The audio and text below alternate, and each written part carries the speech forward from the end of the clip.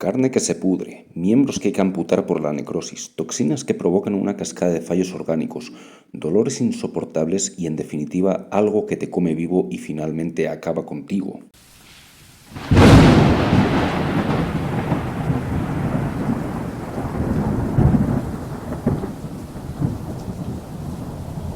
Parece que estamos hablando del típico patógeno de serie o película posapocalíptica, pero ¿y si os dijera que este patógeno es una bacteria de lo más común y que vive en vuestra garganta de manera normal y pasando completamente desapercibida?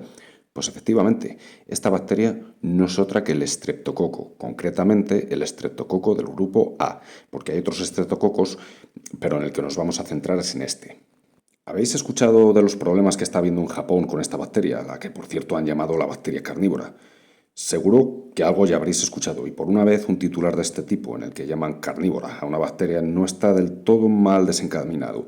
Esta bacteria ya la hemos tratado por encima en el podcast de la higiene de manos, concretamente en la ficha histórica, y vamos a repasar esto un poquito de nuevo. Pero además vamos a ver todo lo que es capaz este ser. Para ello voy a tener que dividir el tema en varios podcasts. No sé exactamente cuántos, 2 seguro, puede que 3. Y esto es porque es uno de los microorganismos más curiosos y que más implicaciones sanitarias de infectología tiene. Además, vamos a hacernos una serie de preguntas. ¿Qué es esta bacteria y por qué es capaz tanto de pasar desapercibida como de llegar a matarnos? ¿Cuál es su historia? ¿Cómo es que llega a producir infecciones y cómo se transmite? ¿Qué manifestaciones tiene? ¿Por qué se ha convertido en un problema tan grande en Japón en concreto? ¿Podemos prevenirla y tratarla? Y por supuesto, todo esto alineado con datos curiosos y casos que he visto o de los que tengo constancia. Sin más, poneros cómodos y empecemos. Soy el profesor Bacterio y bienvenidos a mi canal.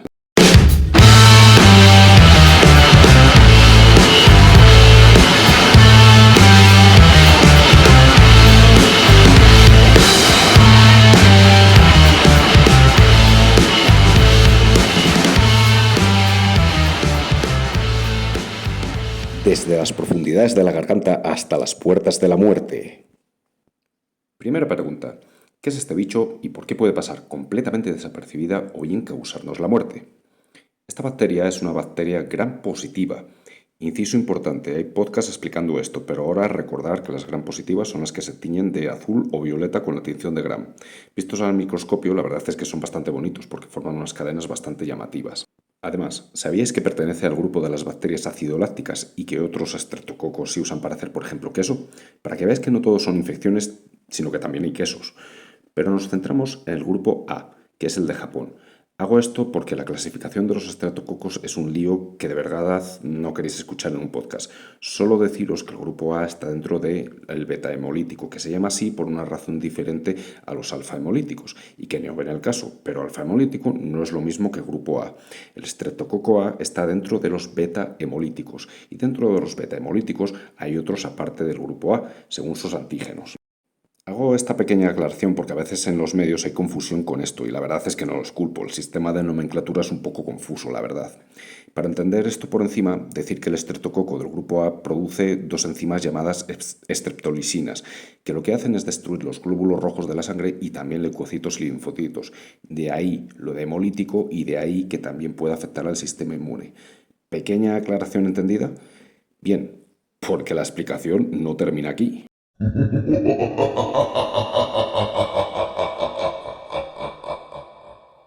Al grupo A también podéis oír que le llaman Streptococcus pyogenes, y aunque no es del todo incorrecto, tampoco es correcto. Pyogenes es el más común, pero hay otras especies dentro de este grupo con el antígeno del grupo A. En cualquier caso, Pyogenes es la de Japón, así que nos vale. Su nombre es interesante. Streptococo significa algo así como cadena de esferas, granos, bolas, mientras que Pyogenes significa formador de pus, es decir, una cadena de bolas formadoras de pus. Muy agradable el nombre. A partir de aquí me voy a referir a la bacteria de la que estamos hablando en estos podcasts como Streptococcus A y así lo entendemos todos y todos contentos. La bacteria que vive en ti. Ya hemos visto qué es esta bacteria, pero aún no hemos respondido del todo a la segunda parte de la pregunta. ¿Dónde está esta bacteria come carne? Pues dentro de ti, esperando para comerte. Vale, lo más seguro es que lo máximo que te haga es provocar una infección de garganta, en el caso de que la tengas. Y aquí los porcentajes varían bastante de estudio a estudio. En un metaanálisis de 29 estudios se identificó que más o menos el 35% de los niños con molestias en garganta Ojo, solo molestias, ni siquiera infección evidente, ¿vale? Dieron positivo para Streptococo A y después aquellos que dieron positivos sin tener ningún síntoma, ¿vale? O sea que ni siquiera tenían molestias, estaban en torno al 12%. Después de los adultos que conviven con niños con estreptococo, es decir, sus padres principalmente, ¿vale? Pues de estos hasta un 25% estaba colonizado y después de adultos en general aproximadamente un 5%. Todos estos porcentajes, recordar que están sujetos a cambios y que podéis encontrar diferentes informaciones, pero al menos nos da una idea de por dónde van los tiros. Es decir, que los niños suelen tener más presencia de esta bacteria que se va reduciendo a llegar a la adultez y de ahí hay un aumento cuando se vuelve a estar en contacto con niños. Y ya está, generalmente se queda ahí, en una colonización asintomática o una infección de garganta leve, pero a veces hace otras cosas mucho más graves que veremos más adelante. Ya sabéis, como comer carne. ¿Podemos encontrarla en algún sitio más? Pues esta bacteria digamos que es muy humana, es decir, que su principal huésped es el ser humano y muchas veces se considera que es el único. Pero en mi experiencia y en otros estudios que he leído y análisis muestran que esto no es del todo así. Es cierto que las infecciones se dan prácticamente, y digo prácticamente, ¿vale? Solo en humanos, pero también en otros animales, como por ejemplo en ciertos mamíferos como vacas, animales de compañía, caballos, etc. Os cuento así rápido el caso de un hombre que le tuvieron que amputar una pierna por una infección invasiva de Streptococo A. Amputar una pierna, ¿vale? Pues esta bacteria resulta que se encontró en la garganta de su perro cachorro. El perro, jugando, le había dado un pequeño mordisco. Ya sabéis, lo típico si habéis tenido perros. Pero en su caso fue mucho más allá. Obviamente, esto es un caso extremo y es raro que pase, pero nos enseña que esta bacteria se puede encontrar en otros lugares además del ser humano. Podría ser también que los animales con los que convivimos la hayan adquirido de nosotros, pero el hecho es que también está en animales.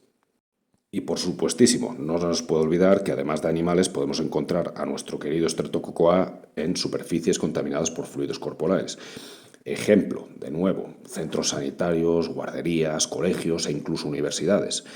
Los pavos de las universidades todavía tienen un porcentaje interesante de colonización e infección por esta bacteria, porque ya sabéis, lo que les gusta hacer es intercambiar fluidos bucales más de lo que sería recomendable. Como dato, que sepáis que el Streptococo A puede vivir en superficies en un rango muy variable de tiempo, desde unos 3 días hasta 6 meses si las condiciones son las adecuadas y si, por ejemplo, consiguen crear una biopelícula, que ya os contaré en otro podcast qué es. Es decir, que hay tiempo más que suficiente para pillar este bicho si se tiene la mala suerte de entrar en contacto con la superficie contaminada. Una historia de graves infecciones. Ahora vamos a hablar un poco de su historia muy por encima. Y digo por encima porque, como ya os he comentado, a esta bacteria ya hablamos de ella un poco en el podcast de la higiene de manos y la relación que tenía con la fiebre puerperal y la alta tasa de mortalidad que presentaban las mujeres que habían dado a luz en una de las clínicas de Viena. Una de las bacterias que precisamente causaban las infecciones de estas mujeres era nuestra protagonista de hoy. De hecho, el intento de introducción de higiene de manos por parte de Ignaz se produjo unas décadas antes del descubrimiento del estreptococo. Si escuchasteis el podcast de la higiene de manos, sabréis que ese gran avance cayó en oídos sordos. Ya sabéis, la secta de los académicos entre comillas. Bien, un poco de su historia. Los estreptococos fueron descubiertos gracias a casos de erisipela e infecciones en heridas por Blythe en 1874. La erisipela es una de las manifestaciones del estreptococo A y básicamente son unas placas rojizas principalmente en la cara, en las mejillas y alrededor de los ojos. De hecho, Billroth fue un auténtico portento. Era un médico cirujano austrohúngaro, curiosamente como Ignaz, y se le conoce como el padre de la cirugía abdominal, que además descubrió esta bacteria y le puso el nombre de estreptococo. Poco después, en 1879, Pasteur las observó en la sangre de una paciente con sepsis puerperal. Y en el complejo sistema de clasificación de nombre comenzó a trabajar un tipo llamado Schott-Müller, más o menos, en 1903 con la técnica de agar sangre para diferenciar estreptococos hemolíticos de no hemolíticos. Después, en 1919, Brown introdujo los términos alfa, beta y gamma hemolisis. Pero hubo que esperar hasta 1933 para tener el modelo de clasificación que conocemos hoy con Rebecca Lancefield y la clasificación de los estreptococos beta-hemolíticos en distintos serogrupos. A pesar de que pueda costar entenderlo en un primer momento, su utilidad es tremenda. La mayoría de las cepas patógenos para humanos se encontraron en el serogrupo A, concretamente Piógenes, que es del que estamos hablando, ya sabéis. Y bueno, gracias a Lansfield y otros muchos investigadores se estableció la relación de la infección estreptocócica del grupo A con la fiebre reumática aguda, la glomerulonefritis aguda y otras manifestaciones que veremos en el próximo podcast. Todos estos que han venido antes ya veis que nos han dejado poco para investigar. Es broma, siempre hay cosas nuevas, ya sabéis. Ahora, por ejemplo, tenemos los campos de la nanomedicina, biotecnología, motores superlumínicos y todas esas cosas que realmente pocas mentes privilegiadas pueden entender y desarrollar. Bien, ahora vamos a por la tercera pregunta sobre su transmisión y para no hacer muy largo el podcast, el resto quedará para el próximo programa. Una bacteria muy transmisible. Pregunta. ¿Cómo se transmite esta bacteria? Si está en la garganta, segurísimo que es aérea, ¿verdad? 3, 2, 1. Error. Si habéis escuchado atentamente hasta ahora, ya os habréis hecho una idea aproximada. Bien, vamos a empezar con la forma más común, el contacto directo. Esto suele ocurrir a través de las secreciones respiratorias, como la saliva, los mocos y, por supuesto, esas diminutas gotas que expulsamos al toser o a estornudar. Imagina estar en una conversación cara a cara con alguien que tiene una infección estreptocócica activa. Una simple tos podría lanzar miles de bacterias a tu cara y si inhalas alguna de esas gotas, bingo, te has convertido en el nuevo anfitrión del estreptococo. ¿Quiere decir esto que es aérea? No. Y hay podcast sobre eso explicándolo, así que ya sabéis. Por supuesto, luego está el contacto aún más directo, el que os comentaba de los pavos universitarios o de instituto. Otra vía de transmisión significativa es el contacto indirecto. ¿Qué significa esto? Bueno, os lo he contado antes. El estreptococo del grupo A puede sobrevivir en superficies durante bastante tiempo, así que cuando una persona infectada que tenga las manos contaminadas toca un objeto, como por ejemplo un pomo de una puerta, una barandilla, la pantalla de un cajero automático o lo que se os ocurra, pues la bacteria puede permanecer ahí. Si luego tocas esa misma superficie y te llevas las manos a la cara, podrías colonizarte y puede que infectarte con esa bacteria. Este modo de transmisión es especialmente relevante en entornos con mucha gente, como escuelas, oficinas y transporte público. Acordaros que colonización no es lo mismo que infección, ¿vale?